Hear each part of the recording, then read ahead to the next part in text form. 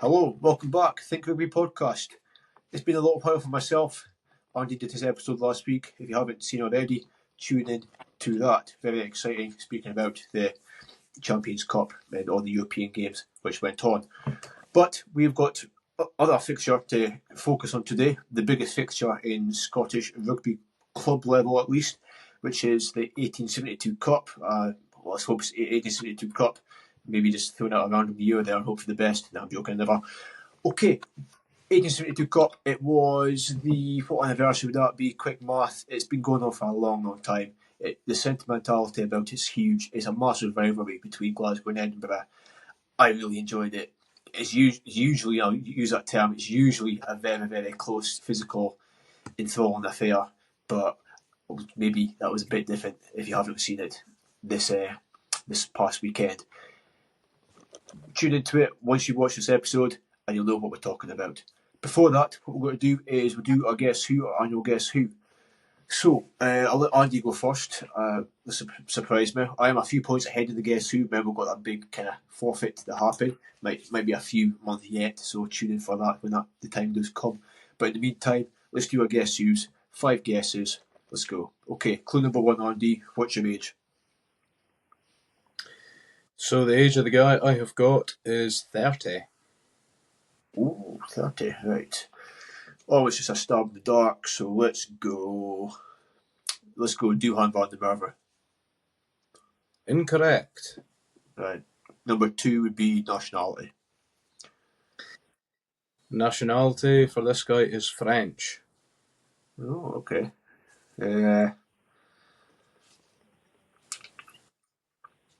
Ramos. Incorrect.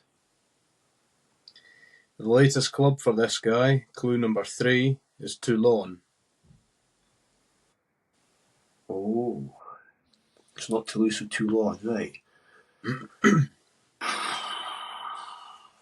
Bigger kind of names are more in the backs, I feel, especially in French. I think I'm going to go... Oh no, because Ben White's the 9 for Toulon. Does he play for Toulon as well, though? I'm thinking of a scrummy, but I'm not certain that he plays for Toulon. I'm going to go Serran. Is that your final answer? Yeah, final answer. I've got it, have I? Yeah, that is Baptiste Serran. Yeah. Scrum half. Scrum half, 46 cups for France and 108 points for the French Rugby Federation. What can I say? I mean, class is absolute permanent, man. Pulling away. I'm kind of shit myself though, because I don't know if I've let you off lightly this week. Actually, to be fair, that was very, very, I was a quality one there. I think I was a bit lucky there, just thinking. I wasn't sure if he played for Toulon because obviously Ben White. Yeah, correct me if I'm wrong. Ben White plays for Toulon as well. That's 2 really good scrum halves in one club. Fuck me. That's serious competition, but that's good. That's what you need. Okay then, Andy. I'll go for my one. So my age, clue number 1, is 31.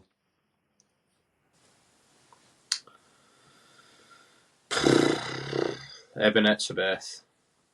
Incorrect. Number 2, my nationality is Argentinian. However, I was born in the USA. Oh, God.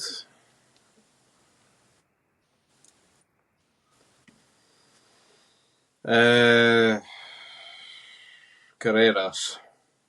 Incorrect. Fuck. Clue 3, my club is Glasgow Warriors. That's got to be Canchieri. There we go, Canchieri, Sebastian Canchieri. Number 4, winger, or back 3 if you like, and number 5, 12 appearances for Argentina and 1 try. I had no idea he played. He was born in the USA. I honestly was completely when I researched that, I was like, wow, I really did not expect that whatsoever. But no, he's. I mean, given by his name as well, you can kind of understand why he's Argentinian. Must have a parent or that from there, or both parents. But no, Sebastian Canchieri, that was on clue number 3, which means that was a tie, 3-3 each. That's quite a decent amount. Well, in comparison to previous weeks, that's a lot better. So I'm chuffed with that one, even though it was a draw. Okay then, let me know in the comments what you thought. Also, comment what you think on this video and the past videos. Also, don't forget to subscribe on TikTok, Twitter, and this YouTube channel as well. I Think Rugby podcast, and also on his socials as well. He does some really nice commentary. I will give a little disclaimer. We will have a little break over the winter period, over the Christmas festives kind of time. We need a break just like everyone else, but we will still be doing certain videos here and there. But like so this one is a more shortened down version, just focused on the 1872 Cup. Okay then, Andy, where do we begin? I guess at the start of the game. Before we go into the game, who were you rooting for? Like, generally, like Glasgow, Edinburgh, who were you wanting to win, I guess? Funny you mentioned that. That was exactly what my girlfriend said to me when I was watching the game yesterday. Yeah, I mean, obviously we should be a bit of a neutral, but I mean, even though I'm like a lad from the northeast of Scotland, it was Glasgow I was supporting. I don't know. I think just the whole winning the URC and having a proper coach and Franco Smith and all the rest of it. It's kind of hard not to root for Glasgow at the moment, especially with the style of play that they have. Are these players? Yeah, Glasgow for me. Proper coach. I wonder what we'll be talking about later on. But yeah, no, I completely agree. The sentimentality of the URC as well. But for me, it's more just like the style of play. It's just so exciting compared to Edinburgh. I mean, this is aside from the game that just happened. I mean, like throughout the course of the season, like, the whole blueprint is just so much more exciting. They've got more personality in the squad, I feel. I don't know if that's. I know that doesn't mean much, but to excite you and get you up to supporting a team, that does give a lot. So I think even just the excitement and kind of personnel around the team, they've got like Tupelo, who's absolutely amazing. They've got the best winger in Scotland today, who's their captain, Kyle Stein. He played a lot better than the other two. Maybe not Duhan's and Darcy Graham's fault, but he did get more chances and he scored one try more than both of them combined. So I mean, things do speak for themselves. I think he's more settled in the team. The Glasgow team's a lot more settled than Edinburgh, that's for sure. Edinburgh, I mean, just didn't get going. What was the half-time score? 26-0, I'm led to believe, along that lines. Glasgow came up. Yeah, can't remember. Glasgow came up firing, and Edinburgh just seemed to stand still. I mean, they gave nothing in attack. They had no go forward. I heard Ali Price. I heard a lot of talk about Ali Price being basically shit. He wasn't great. He wasn't great, but what is his level now? Why Edinburgh has stuck out with Price? I mean, I know he's trying to convert it over from Glasgow to Edinburgh, but I don't know why. Like, what other options has Edinburgh got? Surely it's better than what Price can give. Yeah, I mean, I'm minded to say that I can't remember what club it is, but Price is off to France next season. Oh fuck! I that's what I thought. I mean, we talked about it during the Autumn Nation series. Ali Price, I don't know what it is. Gregor Townsend still seizing on. Likewise with Sean Everett. I mean, Vellacott I'd rather play at scrum half as an Edinburgh kind of supporter. But yeah, I honestly think, just why is Ali Price there? His time's up, and yeah, he's just there because Edinburgh have got nobody better. I think Vellacott's good, to be fair. I don't rate him as highly as like George Horn or even Jamie Dobie. I think they're definitely streaks above Vellacott, but I still think Vellacott's got the ability to run a team like Edinburgh. But I don't know, maybe it's sentimentality, maybe just because experience Price does actually have. Like, he will pop up and have a decent game occasionally, but I think his time's done. Other players, I mean, Duhan was very disappointing, but more the fact that he just did not get utilised at all. He had one decent run the whole game, and that was about it. Darcy Graham was silent 99% of the game as well. Was it a good game plan from Glasgow? I mean, I don't know. I think it was more just from Edinburgh's just lack of ability to create anything, which is why never really got any much go forward. It's alright saying that Edinburgh maybe didn't create anything, but I think the game was won for Glasgow and lost for Edinburgh within the park. It was clear as day to me that Glasgow had far more grunt about them, albeit they had better play. I mean, Jamie Ritchie was maybe the only Edinburgh player I would give a pass to, but for me, that game was won and lost in the forward park. Well, they got a couple of tries up that. They got a couple of tries Eh, for that rolling ball, did they? Well, yeah, Edinburgh did get a couple of tries, but it came far too late. I mean, Edinburgh's game plan was let's sit back, absorb as much pressure as we can, and hope that the score won't be too bad. It's pathetic. Ooh, so these not happy. No, I wouldn't be happy either. No, I'd be deadly serious. It was the boy Inventor, and that's the thing. What I mean, they created and offered nothing to attack. The Inventor, the prop, he had a decent game. I mean, if when he scored 2 tries in any game, he surely had a good game. Yes, but given Given the circumstances, he didn't have that great a game. the circumstances, yes, but he did actually claw back some. What's the word I'm looking for? Some credibility to that Edinburgh performance. It didn't look as sore, being 33 points to 12 or something, whatever the scoreline was. Two Pilotus brothers up against each other at 12. I mean, I'll ask it just for the purpose of this, but which brother got the better of the other? I think it's quite obvious. I think Sione, by a absolute country mile, got the better of Mosese, Tio Pilotu. Age, experience, power, ability, just everything. He's just a better player. I think he's got a much higher ceiling as well. He's good. He's very good. I wouldn't say Mosese is absolutely rubbish, but I mean, if you're comparing him to if not one of the best 12 in the world at the moment. Yeah, well, that's the thing. I would say form as well is a big thing that Sione is streets ahead. Most of the Edinburgh backs at the moment is just his form, and as it was kind of pointed out at the end of last season, Edinburgh have got a lot of problems in their backs and also in their forwards, and expecting one player to come into the midfield and kind of sort everything. Yeah, it's a bit wishful thinking. I think it's Matt Corrett's been playing alongside him so far this season, and yeah, their midfield partnership has gotten better, but there's still a lot of work to be done. That's clear as day. I think in the back line for Edinburgh, they need a new 9, clearly. Yes. I'm going to be tough here. They need a new fly half. I don't think Ross Thompson's up to it. I really don't.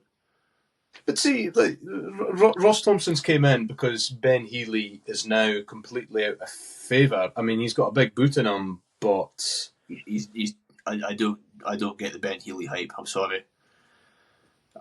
Okay, fair enough. Sorry, I just don't understand it. Like, he came over from Munster. He was of course he was second fiddle behind Crowley, but I just don't understand it. Like, how many games did he play for Scotland? Like maybe 4 or 5. He's already been getting the place with Tom Jordan, so it was almost a pointless exercise having Ben Healy. I think the only reason was for cover when Adam Hastings was injured during that World Cup. Peter Hastings was injured for the World Cup. So other than that, I mean, that's the only benefit of having Healy about, and that's the only reason why I think he was actually taken over. Because when you've got Tom Jordan and Ross Thompson giving the due, who can play 10, but maybe not at for Ross Thompson's case, maybe not at the top international level. And when it comes to the big games like Glasgow, maybe a bit less experience, maybe needs to still be second fiddle to somebody that is at the top of their game.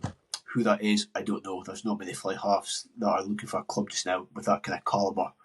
So they may just stick out with Ross Thompson and see him improve, which he will improve. Of course, he's still young. And then slowly dwindle Ben Healy out, release him from his duties, from his contract, depending on how long his contract is, of course, because he's still young. He maybe signed a big, long contract as well.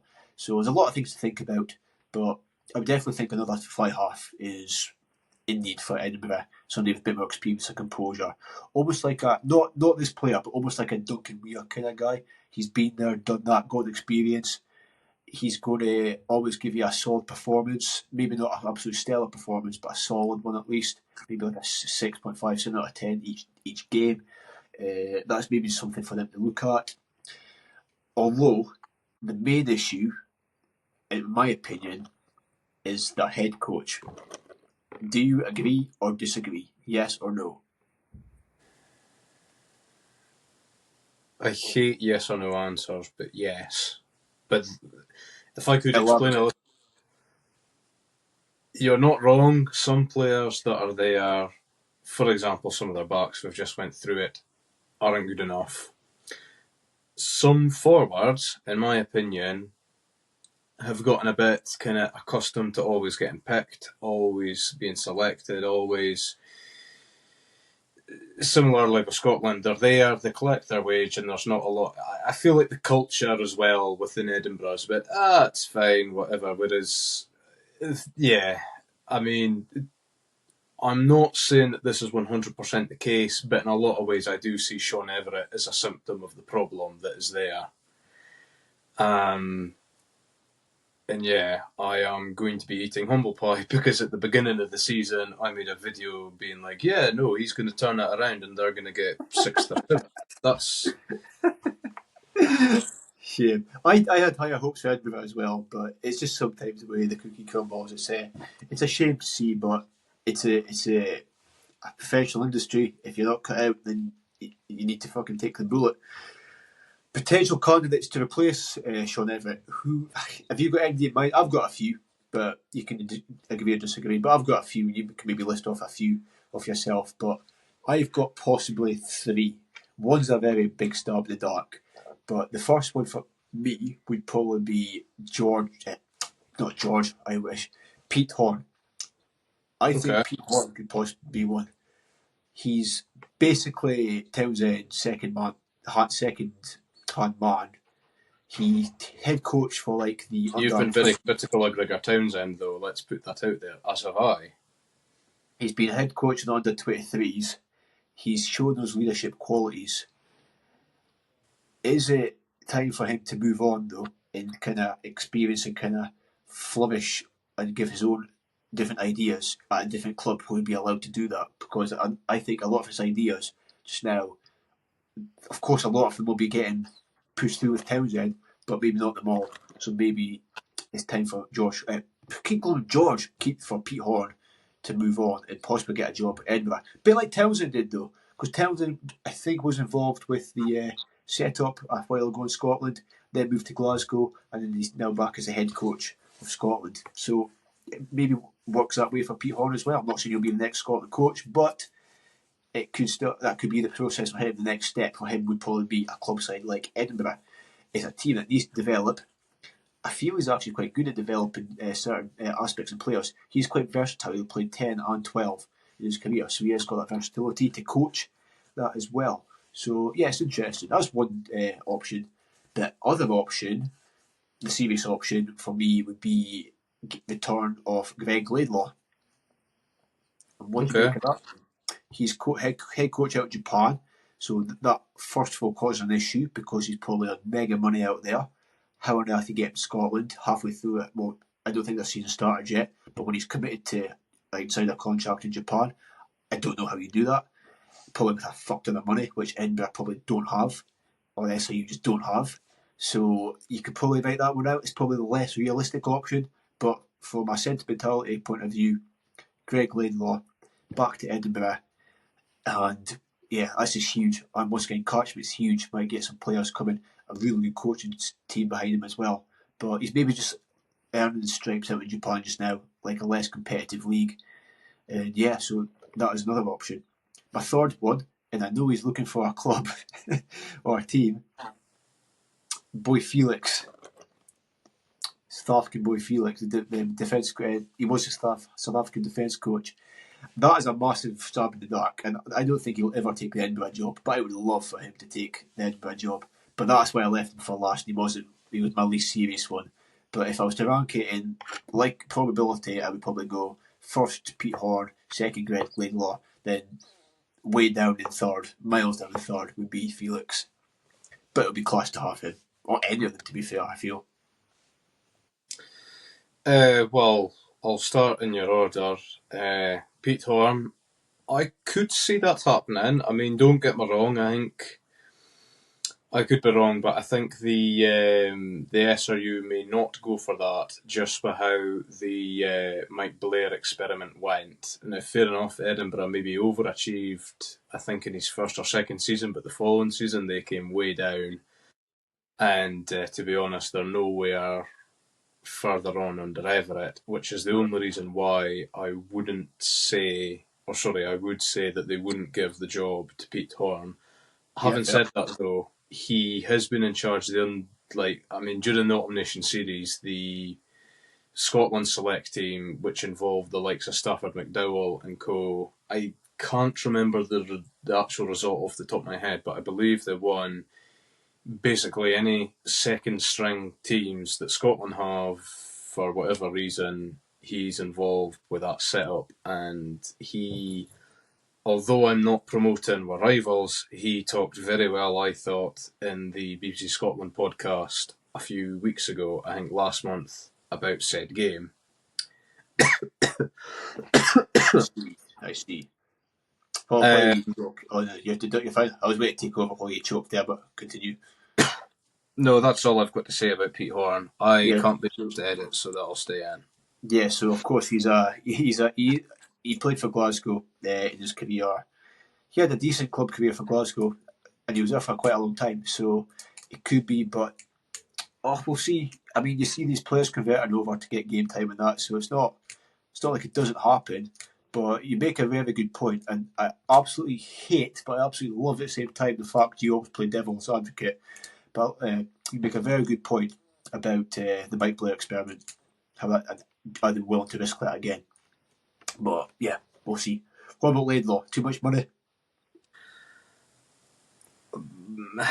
I don't know why, but I can't see Greg Laidlaw coming back over to the Northern Hemisphere this side of the World Cup cycle. Maybe the next cycle, I can see it. But at the minute, a lot of folk are calling for him to come back, but I think he'll come back, but only when he knows when the time is right. You know, when he's very competent and comfortable and being like, yes, because I think he would only come back for he wouldn't come back for a club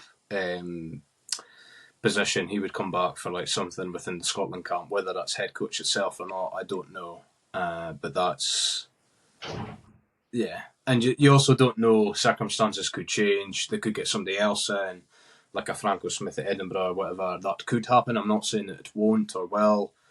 But I can't see Greg Laidlaw coming back for whatever reason in this current World Cup cycle.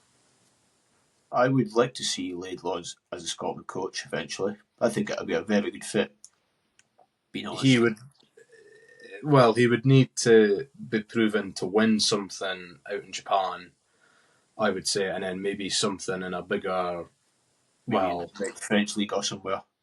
Well, maybe even not French league. I think he would need to be like a Scott Robertson at Crusaders. You know, he would need to be very, very consistent at what he's doing. But it's worth remembering as well, the style of play in the Southern Hemisphere, regardless of what league it is not completely different, but is different compared to Northern Hemisphere. Yes, a lot better. I'm not gonna, more entertaining. That's what I say. Not better, more entertaining. Yeah, I'll leave it at that. But it's a funny one. But you could maybe use that kind of game style, game plan, and take that into Scotland's blueprint. I don't know, but we'll see. And then we'll pass Felix Jones. There's no point really speaking about that. One thing I would say about Felix Jones. No, I just said that so I could speak again. I would be curious if the SRU would take more of an interest in Graham Rowntree. I'm not sure if he's been tied up with any clubs again. But to me, he's proven winner with Munster. Surely to fuck he can get Edinburgh to a top 6 finish in the URC. That's actually a good shout. I've not got much really to comment about that, which much interest or anything. So, apart from that's actually not a bad idea. Got me thinking now. I saw. I don't know. It'd be nice to have it in house. I'm not gonna lie. It would be really nice to have it in house, as in promote somebody throughout. But at the same time, That would be I know Munster's not been doing too great as of late, but that Well, would be. would you not want to, you're saying in-house, that's okay, but what if your in-house isn't good enough? We've had Townsend for like ages. I mean, we've gone through it before. He's kind of proved he's not up for winning the Six Nations. We'll cover No, that in due course next year. What about going for a winner like Graham Rowntree, who, and well, I'd like to segue a wee bit onto this, but the IRFU, I mean, Mark Hansen there was saying basically Leinster are like the golden child of the IRFU. Munster have a bit of history, yet they wouldn't give Rowntree the funding. So I don't know. why, The why would rivalry, he bother staying? Yeah, why would he bother staying if he's not being given the funding? Yeah, I get your and point. I would say there's a bigger rivalry, probably more so on their side than our side, but there is a bit of a rivalry really developing between us and the Irish. I'd say. I just hate the fact that Leinster, well, they seem to win everything, even though they actually don't. But they're so formidable, and they like the money they've got. We'll try to keep away from Irish rugby, but you make very good points, and we'll get onto that eventually in later episodes. But yeah, Roundtree for coming SRU. If you listen to this, please get Roundtree signed up. That could be revolutionary for Scottish rugby, and yeah, we need somebody. We just need somebody decent, man. I'm getting fed up with Scottish rugby. Anyway, that is all we've got time for. Other than this one thing, I was going to do Legend Twat of the Week, but I'm just going to just go straight to just Twat of the Week, and only Twat. Scottish Rugby Forum, or Forum, on Facebook. How dare you delete my post about this podcast for whatever reason, whatever terms and conditions I went against?